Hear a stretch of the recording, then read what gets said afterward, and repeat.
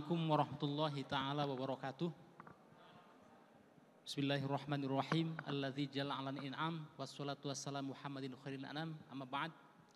Yang saya hormati pimpinan BPKH baik pelaksana maupun pengawas, Pak Amri, Pak Rojikin, Pak Acep dan seluruh jajaran BPKH dan juga Profesor Denny Indrayana, korban delay Prof ya. Dan Sivitas Akademika Fakultas Hukum Universitas Andalas, Pak Dekan dan jajarannya, teman-teman mahasiswa dan seluruh yang hadir di sini, mohon maaf kalau tidak bisa kami sebut satu persatu. Izin Prof Denny dan Bapak Ibu sekalian, ini kan jam rawan, jadi saya izin berdiri Prof, supaya tidak ngantuk. Saya coba akan mendekati sedikit apa yang dipaparkan oleh para pembicara yang sebelumnya.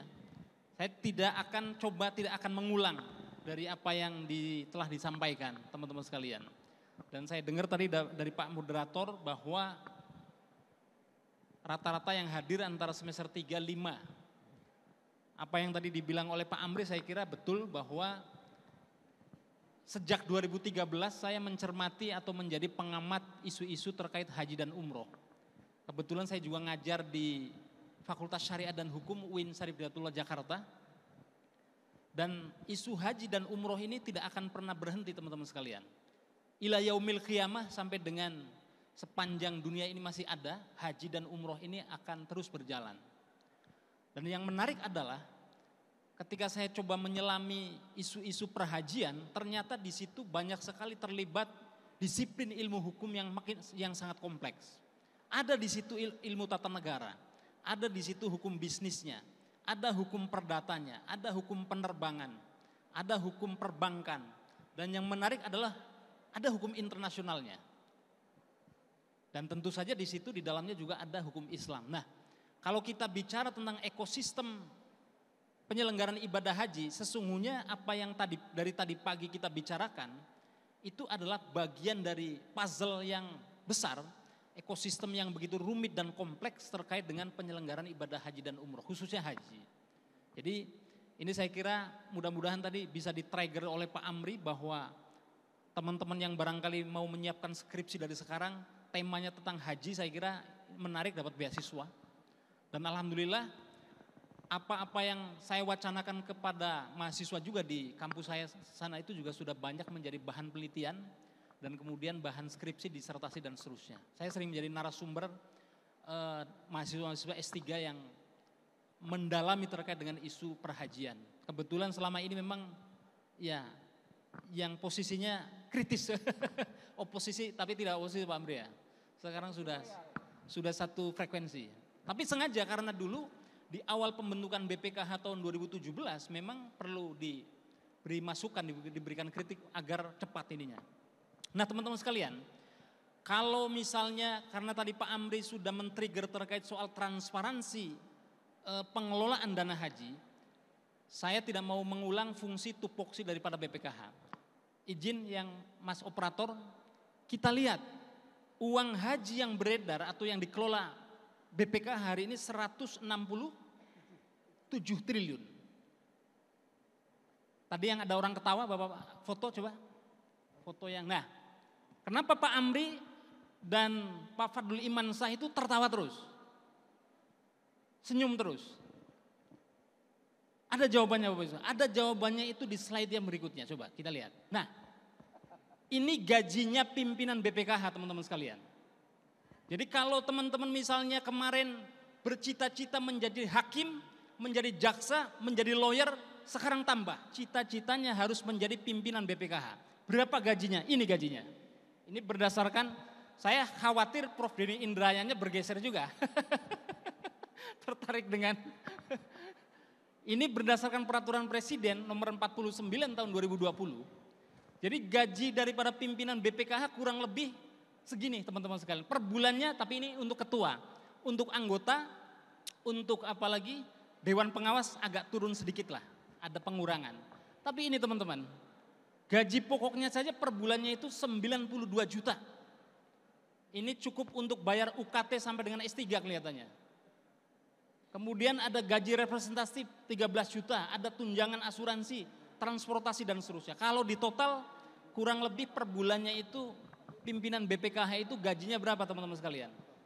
Kurang lebih kira-kira 160 sampai dengan 170 juta per orang, kurang lebih. Nah ini supaya tidak ngantuk saja ini. Dan jumlah daripada gaji ini teman-teman bukan dari APBN. Tidak ada 1 rupiah pun dana keuangan haji yang dikelola oleh BPKH itu diberikan dari APBN. Tapi murni dari pengelolaan dari jamaah haji tunggu. Lanjut, ini supaya tidak ngantuk saja Pak Amri. Makanya Pak Amri dan Pak Aceh, Pak Rojikin senyum terus. Next. Nah, tunggu tadi, yang di sini. Nah, saya mau fokus teman-teman sekalian. Hari ini yang kemudian menjadi persoalan, ada beberapa hal yang saya kira perlu kita highlight. Yang pertama adalah ada persoalan tata kelola keuangan haji. Tapi ini bukan berarti nanti jangan disimpulkan bahwa BPKH yang salah, tidak. BPKH tentu saja dalam rangka kemudian menjalankan Undang-Undang Nomor 34 Tahun 2014 dan turunannya. Ada beberapa, menurut saya ada 3 fokus yang mesti menjadi persoalan yang harus segera dipecahkan oleh BPKH dan kita semua, dan juga termasuk pembentuk undang-undang DPR. Yang pertama adalah terkait dengan rasionalisasi dana haji, yang kedua terkait dengan syariah compliance, dan yang ketiga terkait investasi. Yang investasi saya kesampingan, saya bukan tidak ahli di bidang ini. Tapi ada persoalan terkait dengan syariah compliance. Inilah yang kemudian memunculkan fatwa ijtima ulama yang ke-8. Sebetulnya ijtima ulama itu ada 2 kali yang secara prinsip sebetulnya isinya sama. Apa itu?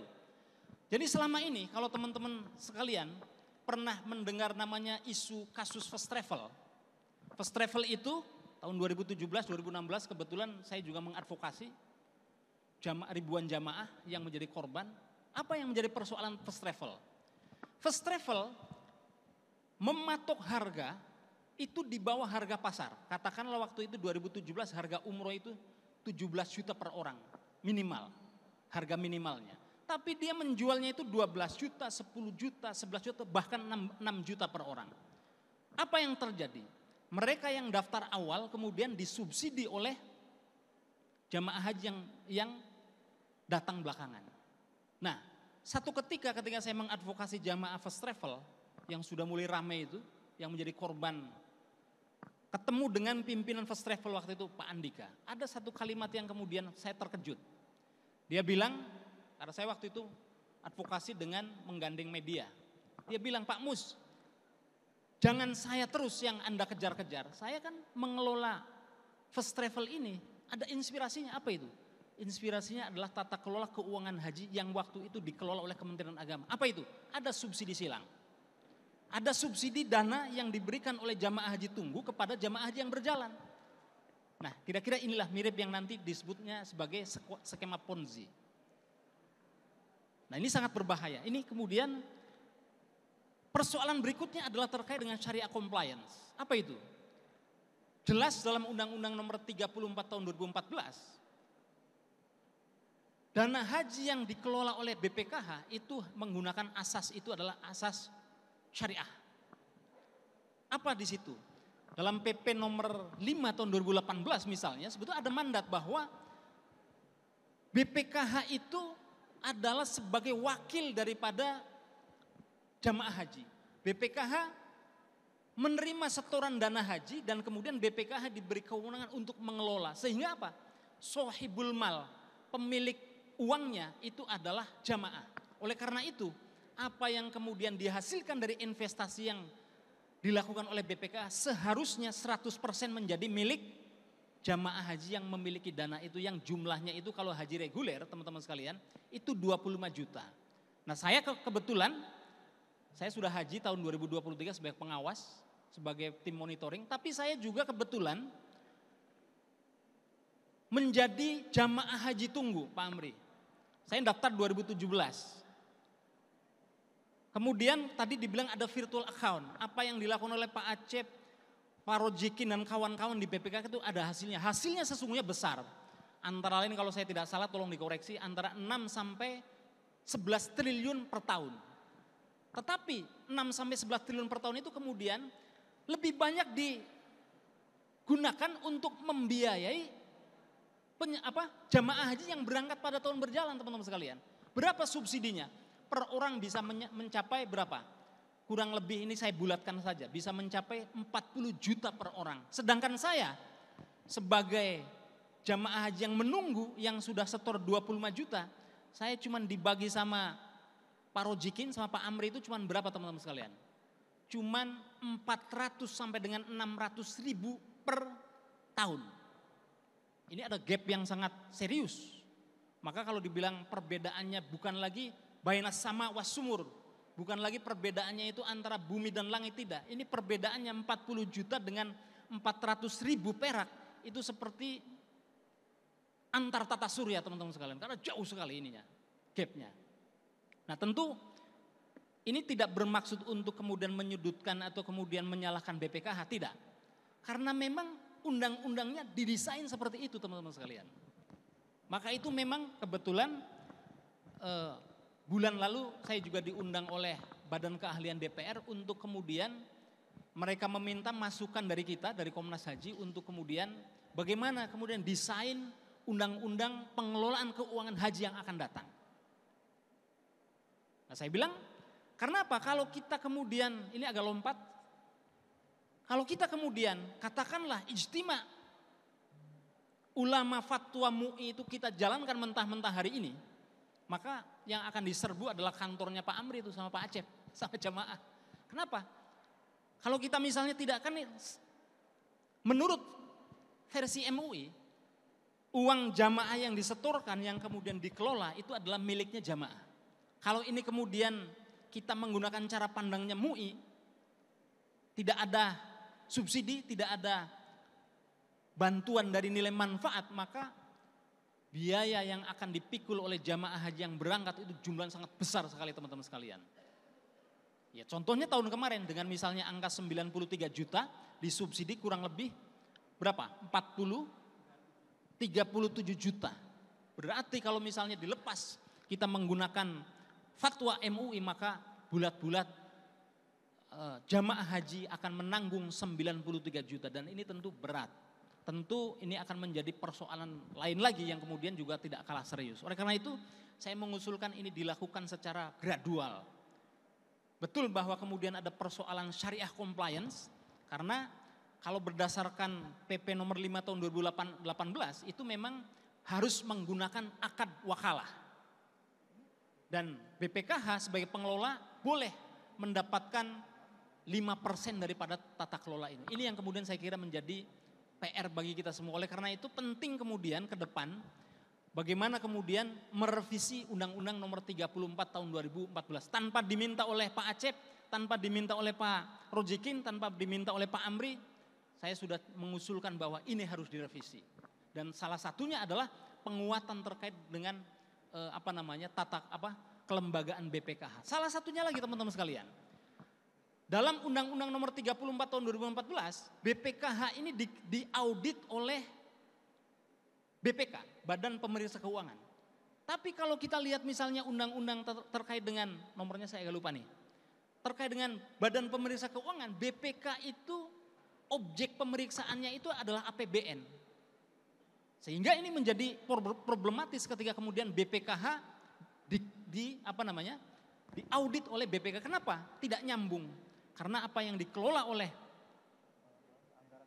BPKH itu bukan dan sama sekali tidak ada 1 rupiah pun uang negara yang sumbernya biasanya dari pajak, PNPB dan seterusnya, retribusi dan lain-lain.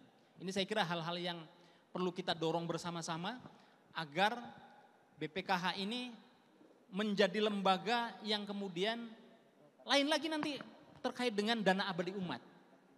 Saya mengusulkan kalau ada pimpinan fakultas atau pimpinan universitas di sini, itu juga penting melobi pimpinan BPKH bagaimana dapat ambulan gratis, dapat kemudian hal-hal yang sifatnya layanan kampus bisa juga saya kira meminta bantuan daripada pimpinan BPKH dari dana abadi umat itu. Teman-teman sekalian, next. Mohon izin waktunya Pak Mustoli. 2 menit lagi, Pak Moderator. Nah ini saya kira konsep keputusan Ijtima Ulama Komisi Fatwa. Karena tadi bahwa dana yang disetor oleh jamaah, kalau untuk haji reguler itu haji reguler itu setoran awalnya 25 juta. Nah ini didorong juga, saya setuju Pak Amri, Pak Acep. Kalau ini kemudian dinaikkan biayanya, tentu bagi yang mendaftarnya itu belakangan. Kenapa? Ada inflasi, ada kemudian, karena begini teman-teman sekalian, biaya haji akan terus naik, sebabnya bukan karena faktor pemerintah saja, tapi kenapa? Seluruh hampir 90 layanan ibadah haji itu adanya kan di Arab Saudi. Dan Arab Saudi seringkali kemudian juga mengeluarkan kebijakan yang kemudian men-trigger kenaikan biaya. Contoh, tahun 2022 tiba-tiba Arab Saudi minta tambahan layanan masyair itu Mina Musdalifah, Arafah Mina Musdalifah. Itu minta tambahan 1,3 triliun. Belum lagi kemudian layanan-layanan lain, biaya pesawat pasti naik. Jadi tidak ada rumusnya kemudian biaya haji akan turun. Saya cenderung melihat bahwa karena pajak di Arab Saudi makin mahal, layanan di sana juga standarnya makin tinggi. Dan oleh karena itu, dan ingat bahwa negara kita itu adalah negara pengirim jamaah. Tuan rumahnya adalah Arab Saudi teman-teman sekalian. Sehingga ini yang kemudian kadangkala kita perlu diplomasi, kita perlu kemudian upaya-upaya bagaimana kemudian haji kita. Dan satu catatan, per musim haji, nanti tolong dikoreksi sama pimpinan, tahun kemarin berapa teman-teman sekalian? Biaya yang keluar untuk penyelenggaraan ibadah haji. Kalau tidak salah 20 triliun Pak ya. Kalau tidak salah penyelenggaraan ibadah haji tahun 2024 yang kemarin itu untuk layanan pesawat, hotel, manasik, kesehatan, itu total yang digelontorkan oleh BPKH itu kurang lebih adalah 20 triliun. Dan 8,2 triliun itu adalah diambil daripada nilai manfaat yang kemudian dikelola oleh BPKH. Ini saya kira menjadi tantangan kita bersama dan mudah-mudahan BPKH terus berevolusi menjadi lembaga yang kuat, menjadi lembaga yang kredibel dan tata kelolanya terus dijaga semakin transparan dan akuntabel. Sekian dari saya. Assalamualaikum warahmatullahi wabarakatuh. Baik, terima kasih Pak Mustoli. Tadi juga menyampaikan beberapa catatan kritis soal tentang pengelolaan keuangan haji. Assalamualaikum warahmatullahi wabarakatuh. Selamat siang Bapak Ibu semua, moderator, narasumber, semua yang hadir, teman-teman mahasiswa. Makin siang ini, makin berat menahan kantuk biasanya. Materi saya materi yang tidak ringan, jadi berat juga ini untuk disampaikan. Soal hukum. Hukum ini biasanya pasal, undang-undang, pagi aja belum tuh orang tertarik, apalagi siang. Saya minta maaf terlambat.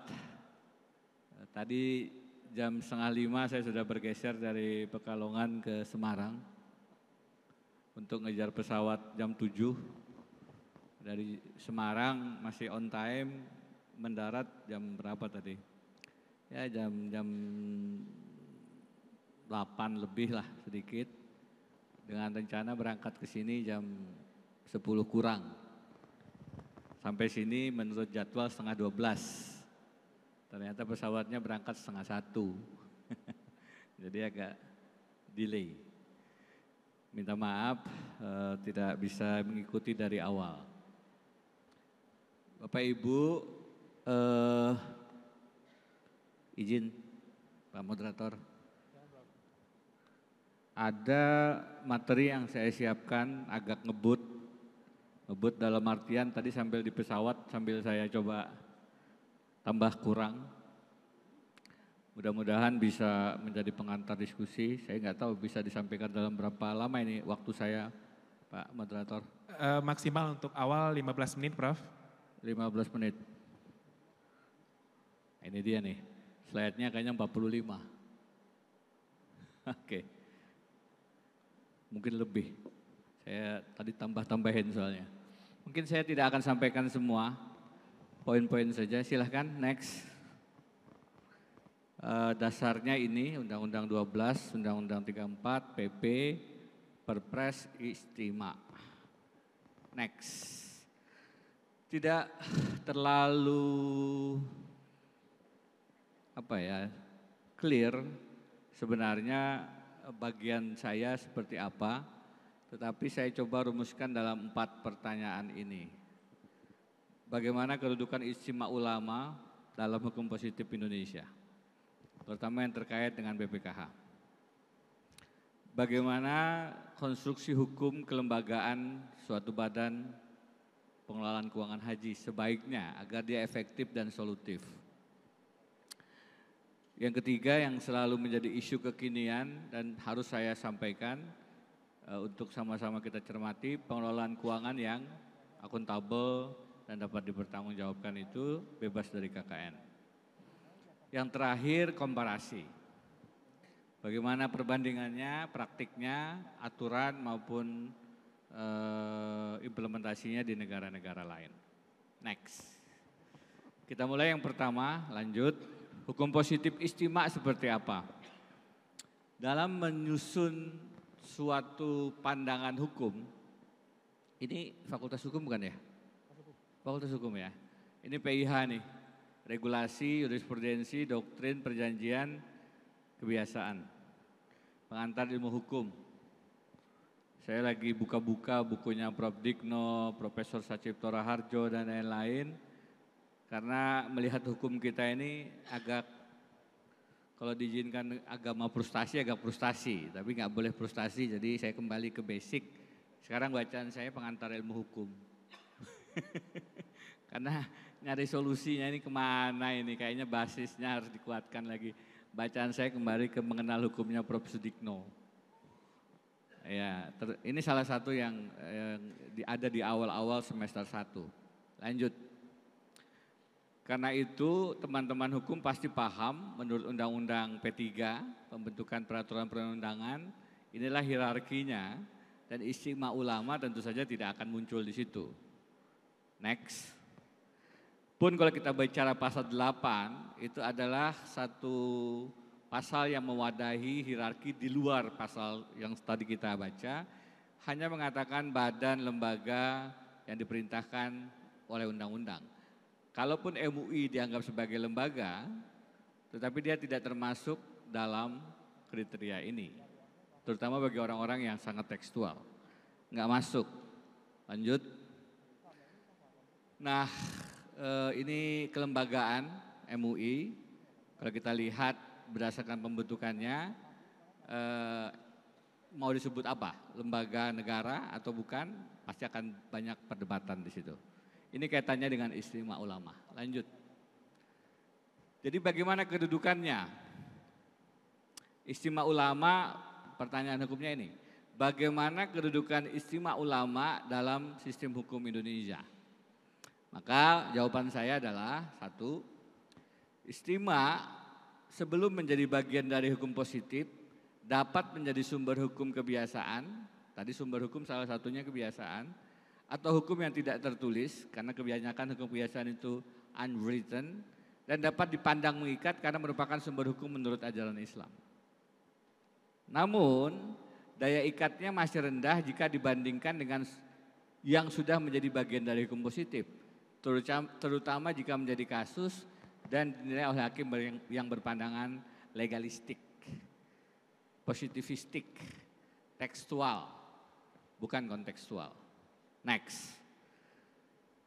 Nah, meskipun demikian, istimewa ulama yang tidak masuk hierarkis tadi, misalnya dalam Undang-Undang Pengelolaan Keuangan Haji dan dasar berdirinya BPKH, yang meletakkan prinsip syariah sebagai asas hukumnya bisa menjadi dasar masuknya fatwa-fatwa MUI. Karena di sini dikatakan pengelolaan keuangan haji berdasarkan prinsip syariah. Pasal 2 Undang-Undang 34 tahun 2014. Next. Itulah yang disebut dengan positivisasi fatwa. Fatwa dijadikan hukum positif. Pertanyaan lanjutnya, siapa yang berwenang menerbitkan tafsir prinsip syariah di Indonesia? Ini panjang lagi perdebatannya. Saya tidak masuk perdebatan ilmu fikihnya, bukan wilayah saya. Kayaknya yang pakai fikih haji lebih mantap daripada saya. Tapi kalau saya masuk ke wilayah hukum positifnya saja. Next. Kita tahu ada berbagai lembaga fatwa, mulai Komisi Fatwa, Majelis Tarjih Muhammadiyah, Bahsul Masail, Nahdlatul Ulama, Dewan Syariah. Nah ini yang mana? Yang kemudian mempunyai hukum mengikat. Akan tergantung itu, kayak mazhab aja nih, mazhab mana yang mengikat. Tapi kalau dari segi hukum ada yang namanya istilah tacit consent theory. Artinya persetujuan diam-diam. Dalam hal fatwa, sebuah komisi tidak ditentang atau tidak ada fatwa yang berkebalikan, maka fatwa salah satu komisi tersebut merupakan tafsir resmi sebelum ada yang lain. Kira-kira begitu, sederhananya. Tapi tentu dalam praktiknya tidak sesimpel itu. Next. Nah, kalau ada pertentangan fatwa bagaimana? Jika sebuah fatwa bertentangan dengan hukum positif, maka sesuai kaidah hierarkis peraturan perundang-undangan, jenis yang tercantum dalam hierarkis yang memiliki kekuatan lebih mengikat. Mau nggak mau. Karena kita bukan negara agama yang kemudian meletakkan syariat sebagai dasar hukum yang lebih tinggi. Mau tidak mau yang tertulis akan punya dasar yang lebih kokoh. Begitu juga jika antara lembaga fatwa memiliki perbedaan, maka akhirnya masyarakat memilih tunduk pada fatwa yang mana. Nah ini yang harus dihindari karena kemudian menjadi tidak ada kepastian hukum. Itu yang disebut dengan voluntary submission to law. Pilihan, tunduk pada yang mana. Lanjut. Kalau ada perbedaan fatwa, maka itulah yang disebut dengan bisa jadi loophole.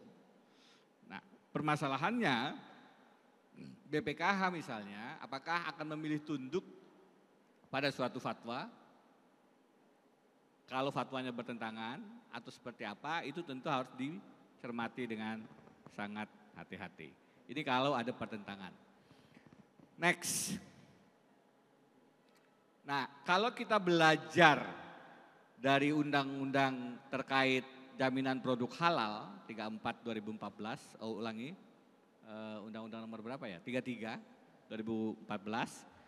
Yang sama-sama disahkan 17 Oktober 2014, tapi keduanya sebenarnya memiliki perbedaan terutama dalam kepastian hukum. Coba lihat, di Undang-Undang 33 itu secara jelas menunjuk fatwa MUI menjadi fatwa yang mengikat sebagai dasar menerbitkan sertifikat halal. Meskipun tidak mencantumkan prinsip syariah dalam asas hukumnya, tapi fatwa MUI-nya disebut dalam undang-undang. Sedangkan Undang-Undang 33 justru tidak memberikan kejelasan mengenai fatwa mana yang dapat dianggap sebagai tafsir resmi prinsip syariah. Jadi itu dua undang-undang disahkan pada saat yang bersamaan, tapi pada saat menunjuk fatwa yang tiga-tiganya lebih eksplisit menyebut fatwa MUI. Next. Jadi kalau kita lihat fatwa ulama yang hari ini kita diskusikan, nomor 9, tahun 2024 bagaimana? Nah saya nggak bisa masuk ke wilayah hukum fikih Islamnya. Tapi kalau kita lihat maka kesimpulan saya seperti ini. Next. Sama halnya dengan istimewa ulama lainnya, istimewa ini pun dapat berlaku sebagai hukum yang mengikat dalam hal dipositivisasi atau diadopsi ke dalam peraturan perundang-undangan terkait. Next. Jika tidak, maka dia akan relatif menjadi sumber hukum yang tidak tertulis dan akan kalah dengan sumber hukum yang positif tertulis. Selalu begitu. Makanya kemudian sekarang teman-teman masyarakat adat mengupayakan ada undang-undang terkait dengan masyarakat adat karena akan lebih terjamin. Meskipun sudah ada jaminan di Undang-Undang Dasar pasal 18. Tapi mereka merasa itu tidak cukup untuk melindungi misalnya tanah-tanah ulayat dan hak-hak masyarakat adat lainnya. Itu soal ijtima. Seberapa dia menjadi sumber hukum dan seberapa dia mengikat. Selanjutnya kelembagaan BPKH sendiri seperti apa? Secara hukum. Nah, ini urgensi dibentuknya BPKH saya lewati saja. Begitu juga tentang pasal 20 ayat 2, bagaimana dia badan hukum publik bersifat mandiri, dilakukan secara korporatif dan nirlaba. Bapak Ibu, saya terus terang belum pernah membaca undang-undang ini. Jadi tadi baca cepat gitu. Pertama kali yang muncul di kepala saya, korporatif nirlaba. Ini maksudnya kayak gimana nih? Korporatif ini maksudnya korporasi, perusahaan, terus nirlaba. Maksud lu gitu. Saya langsung tanya sama teman-teman, coba cari penjelasannya. Saya di pesawat Pak, saya di pesawat baca tadi dari Semarang ke Jakarta, saya lihat kan teman-teman di kantor menyiapkan bahan 14-15, saya perbaiki jadi 45, saking banyaknya yang harus disampaikan. Tetapi yang pertama kali saya munculkan ya ini, apa ini korporatif, apa itu nirlaba? Next. Tentu Bapak Ibu sudah membacanya, yang dimaksud dengan nirlaba katanya, kalau korporatifnya prinsip pengelolaan keuangan dasar pada pola pengusahaan, sebagaimana dilakukan oleh perusahaan dan seterusnya. Nirlaba tidak dibagikan dividen kepada pengelola, kira-kira begitu. Jadi tetap profit, tapi nggak dapat dividen ini pengelolanya. Terus bagaimana? Manfaat sebesar-besarnya bagi jamaah haji dan umat Islam. Jadi nirlaba di situ bukan berarti nggak boleh profit, tapi yang nggak boleh dapat manfaatnya pengurus, pengelola, kira-kira begitu. Tadi ada gaji, terus ditanya Pak Denny kayaknya mau pindah. Sistem penggajian kita ini aneh. Sampai sekarang menteri itu udah berapa puluh tahun gak naik gaji. Itu gaji 19 juta tuh.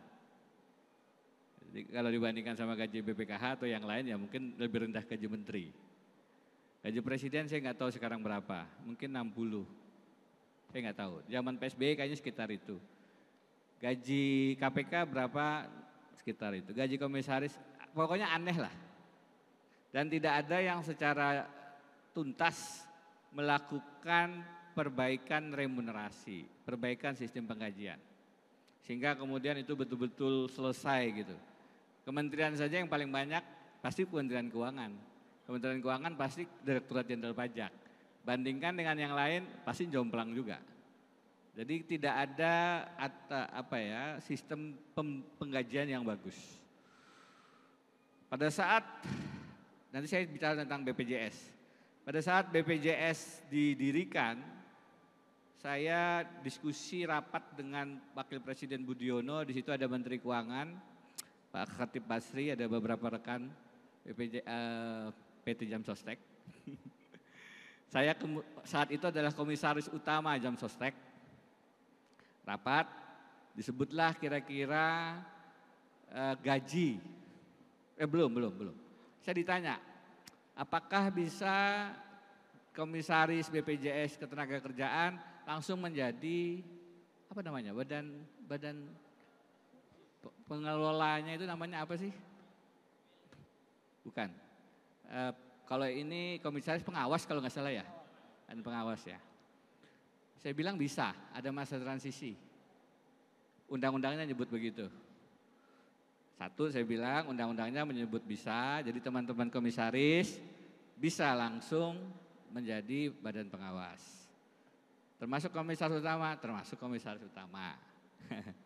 Tapi saya bilang ini badan akan sangat besar tanggung jawabnya. Saya saran jangan rangkap jabatan. Jadi pada kesempatan rapat ini saya bilang saya menyatakan tidak bersedia menjadi anggota Dewan Pengawas sebagai komisaris utama meskipun boleh. Setelah saya ngomong, Khatib Basri ngomong. Kata Pak Khatib Basri, yang dikatakan Bapak Wamenkumham betul. Saya datang situ sebagai Wamenkumham, tapi juga komisaris utama Jam Sostek kan. Karena PP-nya, undang-undangnya sedang siapkan di Kemenkumham. Sebaiknya profesional, sebaiknya tidak rangkap jabatan, apalagi gajinya disebut angkanya sekian ratus juta. Bukan puluhan juta, sekian ratus. Tak, selesai Pak Budiono senyum nanya ke saya, Pak Wamen, setelah mendengar gajinya, apakah masih berniat mundur?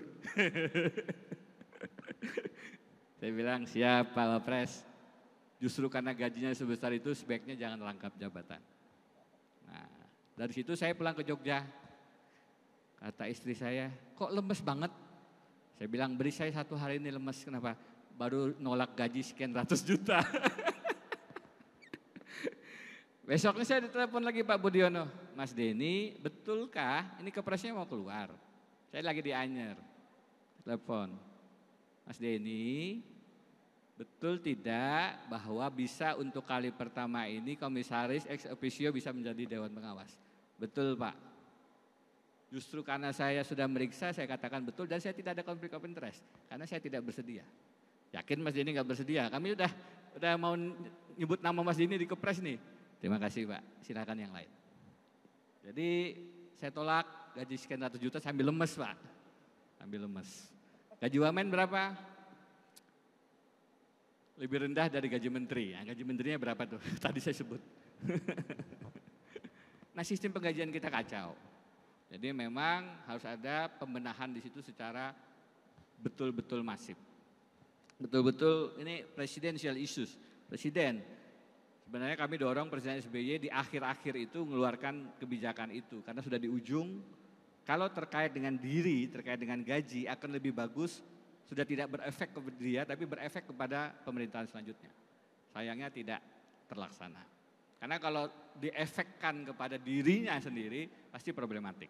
Tapi kalau dia menetapkan kenaikan gaji menteri presiden berlaku untuk the next, itu sebenarnya solusi.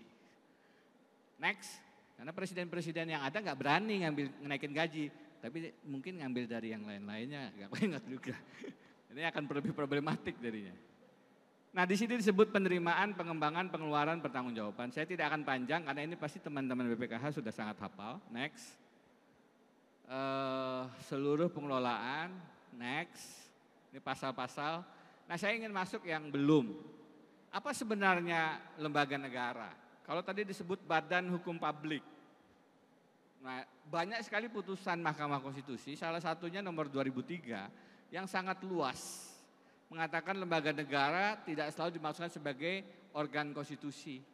Tapi lembaga yang dibentuk atas perintah undang-undang dan bahkan lembaga yang dibentuk atas dasar kepres. Itu luas sekali. Semua itu lembaga negara.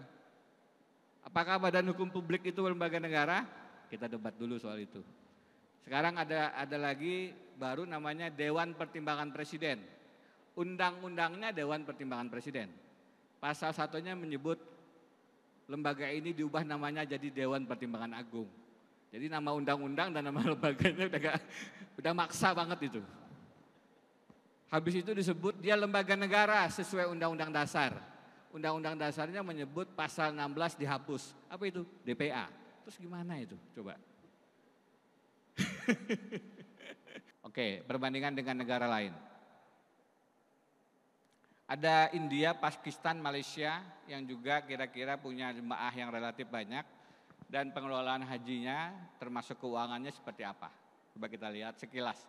Teman-teman BPKH pasti sudah melakukan komparasi. Next.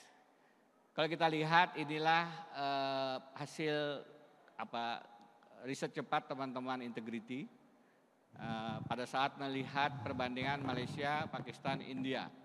Cakupan pengelolaannya di sini Malaysia haji dan keuangan, di sini rata-rata semacam itu. Jadi memang dua-duanya. Kalau Malaysia lembaga tabung haji, kalau Pakistan ada namanya Mora dan Hajj Group Operator. India sama Hajj Committee of India and Private Tour Operator.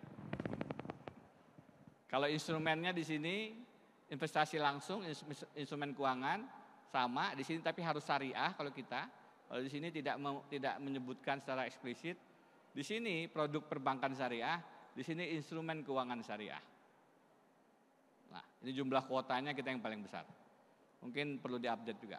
Tapi melihat perbandingan ini menurut saya menarik, terutama kalau kita mau melihat tata kelola haji dan tata kelola keuangannya. Next. Jadi kalau lihat Malaysia, detailnya semacam ini teman-teman, nanti silahkan dilihat. Lanjut. India, ada Ministry of Minority Affairs, jadi haji itu di bawah itu.